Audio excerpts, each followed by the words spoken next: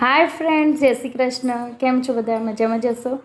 तो अत्यारे जो मैं विडियो मूकेलो छे डॉक्यूमेंट विशेनो, तो तमे त्यां जुओ अने पछी मने कॉमेंट करो। घणा बधानी कॉमेंट छे के शुं शुं डॉक्यूमेंट जोईशे, तो ऑलरेडी मैं आनो विडियो बनावी दीधेलो छे, तो तमे त्यां जईने जोई लो। पछी ना समजण पड़े तो मने मेसेज करजो।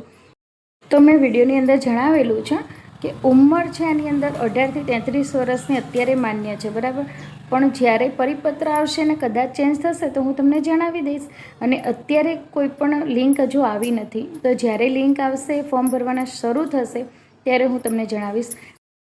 जाहेरात पड़शे ने त्यारे तमे ऑनलाइन सर्च करशो ने त्यारे तमने माहिती मळशे। अत्यारे जाहेरात नथी पड़ी ने एटले तमे गमे तेटલું નેટ ઉપર શોધશો કે જાહેરાત પડી છે તો નહીં ખબર પડે। તો એના માટે તમે છે ને ફોલો કરતા રહેજો। જેવી જાહેરાત પડશે 9મા મહિનાની અંદર આ જાહેરાત પડવાની છે, એટલે આપણે વેઇટ કરવો પડશે, રાહ જોવી પડશે।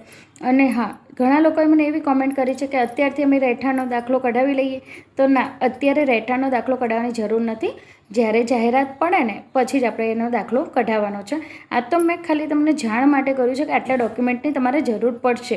આમાંથી કંઈ તમારી પાસે ના હોય તો તમે સેટ કરો। રહેઠાણનો દાખલો તો આપણે જ્યારે જાહેરાત પડે ને એટલે તમને તરત જ મળી જતો હોય છે, તો એ મળી જશે, એટલે એની ચિંતા કરશો નહીં તમે। ખાલી લગ્ન નોંધણીનું મહત્ત્વનું છે। તો લગ્ન નોંધણી ઘણા વખત છે આપણે લગ્ન કરી લઈએ છીએ, પણ આપણા પાસે લગ્નનું સર્ટી તો હતું જ નહીં, હે ને। તો એના માટે થઈને આપણે મેં આમ વિડીયો બનાવ્યો છે કે ઘણી વખત બિચારાઓને દોડવું પડે છે, વકીલ કરવું પડે છે, અને લગ્નની પેલી કંકોત્રી હોધવી પડે છે, અને આ બધી જફા કરવી પડે છે ને, એટલે મેં કીધું લગ્નનું સર્ટી કઢાવી લો। એટલા માટે મેં બધા ડોક્યુમેન્ટ અત્યારે બતાવ્યા છે। પણ જે અમુક ટાઈમે જ્યારે જાહેરાત પડશે ને એટલે હું ફરીથી વિડીયો બનાવીશ જ, અને એ વખતે તમને સંપૂર્ણ માહિતી આપીશ, તો બન્યા રહો।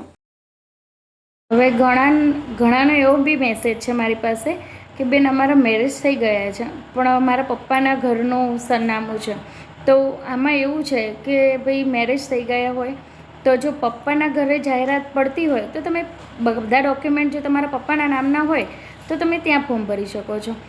જેના નામે ડોક્યુમેન્ટ હશે ને ત્યાં તમે ફોર્મ ભરી શકશો, એ ધ્યાનમાં રાખો।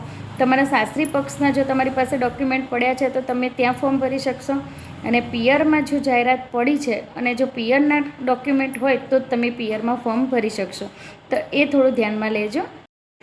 હવે બીજી એક કોમેન્ટ એવી છે કે પગાર ધોરણ શું છે? તો તમને હું કંઈ અંધારામાં રાખવા નથી માગતી, કેમ કે હું પોતે તેડાગરમાં જ છું, એટલે મને ખબર છે। તો અમારો તેડાગરનો પગાર છે 5500 રૂપિયા, અને કાર્યકરનો પગાર છે 10,000 રૂપિયા। તો હજુ પણ કોઈપણ જાતનો પગાર વધારો આવ્યો નથી, એટલે જો ખોટા ભ્રમમાં રહેવું હોય અને ફોર્મ ભરતા હોય પગારની લાલચમાં, તો એવું ના કરતા, કેમ કે હું સાચું જ કહું છું કે ખબર નહીં ક્યારે વધવાનો છે। વધશે એ આપણું નસીબ છે, હવે વધે છે કે નથી વધતો, પણ અત્યારે કંઈ એવો 20,000 કે 22,000 આપણો પગાર છે નહીં, એટલે એ ખોટા ભ્રમમાં તમે ના રહેશો। અત્યારે અમે 5500 લઈએ છીએ અને કાર્યકરો છે એ 10,000 પગાર ધરાવે છે। અને હા, બીજું એક બધાને ભ્રમ છે કે આ ગવર્મેન્ટ નોકરી છે, તો ના, એ ગવર્મેન્ટ નથી, આ માનદ વેતન કહેવાય છે અમારે અહીંયા। તો માનદ વેતન ઉપર જ આ જોબ છે, એટલે સરકારી નથી, એ પણ થોડું ધ્યાન રાખજો। હવે અમુક કોમેન્ટો અને મને ડીએમમાં મેસેજ આવ્યા છે કે બેન, તમારે શું કામ કરવાનું હોય છે? તો મારી ઇન્સ્ટાગ્રામ આઈડી છે, એની અંદર બધા વિડીયો મેં મૂકેલા છે, તો તમે જોઈ લેજો।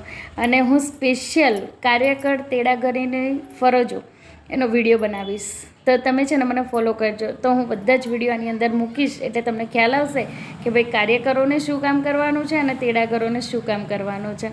તો એના માટે છે ને તમારે મને ફોલો કરવી પડશે, અને છેક સુધી મને સપોર્ટ કરજો, તો હું તમને ડિટેલ સાચી જ માહિતી આપીશ, હું કોઈ ખોટી માહિતી આપીશ નહીં। તો જરૂર મારી સાથે બન્યા રહેજો।